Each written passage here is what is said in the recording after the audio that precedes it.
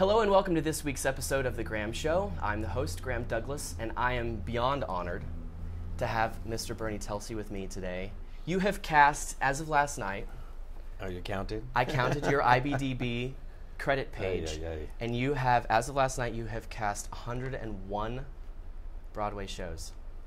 I have to ask... That's crazy. It's well, I mean, I think crazy is a bit of an understatement. Yeah. How have you accumulated such a roster and found such success in this business? You know, I don't know, knock on wood. I mean, part of it is because I have an amazing staff. I mean, we're a little different of an office. You know, we have 17 casting staff, you know, of which, 13 of them are casting directors. Right. So that enables us to work on so many projects at the same time. But you had, but you had to have started somewhere, and there has to be a reason why 101 productions have come to your office opposed to the number of other casting offices in the city. Part of it is we were, was the first Broadway show we ever did, which was Rent. Right. I mean, we had been casting, I had been casting other things, but that was the first Broadway show, and that show got a lot of attention because it was such a, an entry-level Broadway show for so many actors. I mean, that entire cast was, not that they were unknown, but they were unknown to the Broadway audience. We sort of were known for, finding new, undiscovered talent, because that show was specifically about that. Do you think there's a specific working style that you guys have in your office, or that you have specifically that you've maybe taught your associates and your other casting directors that just gels and works well with producers and directors? Yeah, I don't think we're the only people doing that, but I do think when you said what gels is that we're never satisfied. You know what I mean? Or meaning we never think that just bringing in those 7 people is enough. Are you able to, because you're constantly on the search, when you're in the theater, do you get to actually enjoy being in the theater? Whether I'm watching a television show or a movie or someone else's play, I'm constantly thinking, oh, what can I put one of those people in? There is so much joy for me in trying to see where I could put that actor and what I could put that actor in. So whether I'm watching, a television show or a movie, it's like, a new canvas for me.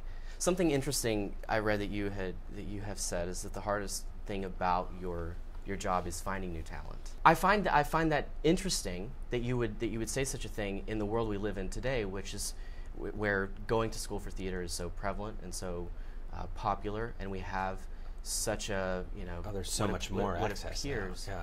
So do you feel like that's changed? No, it's made. In some ways, it's made it easier because we can reach. The internet. Clearly, we can reach kids, or new talent, even if they're not young, all across the country now through the internet, through taped auditions and whatnot. But it's still so hard to find that person, that you feel is just gonna, be tomorrow's star. It's not common to find that person that you see, you just immediately know this person is going to be the next huge thing. When you do see someone like that, what is it that sticks out to you? Oh, how do you know, besides maybe just a gut feeling? A lot of it is a gut feeling, but then there is definitely the sense of, if it's a musical thing, oh my God, that is the most beautiful voice, or they're incredibly available. How much, for the actors, how much do you think success is based on talent versus just luck? Listen, especially, if we're talking to young people out there who are starting out or are training, you gotta train. A lot of it is who was seen at the right day at the right time. What are a couple of the major lessons that you learned starting out that have really informed and allowed you to approach your job the most prepared way possible? Number one, being able to talk to actors and being able to communicate to actors and to be able to create an environment at the audition process that allows the actor to do what they are trained to do and what they want to do. Also, I feel like I've gained over the years from, like you say, from the first show on, is to have a point of view when you're working with that creative team. And it's different depending on who the other voices are, whether it be the director, the writer, or the producer. But do you feel like your point of view, you're allowed to have a specific point of view, or do you mean creating a point of view that you know is in the same world as your creative team? You know, good one. Both.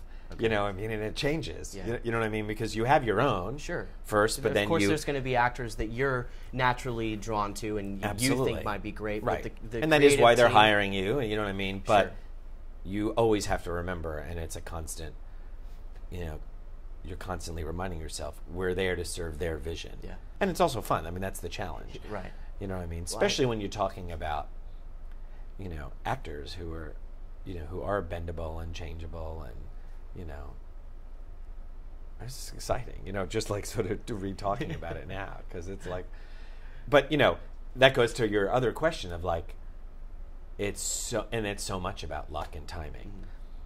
You know what I mean? Like, yes, you need to start with that, the training and the grounded, and they need to be good actors, but, you know, most of the time you have more than one person you could cast. So sometimes it is luck, sometimes it is your day, you know. With that, we'll be right back with Bernie Telsey. Stay tuned.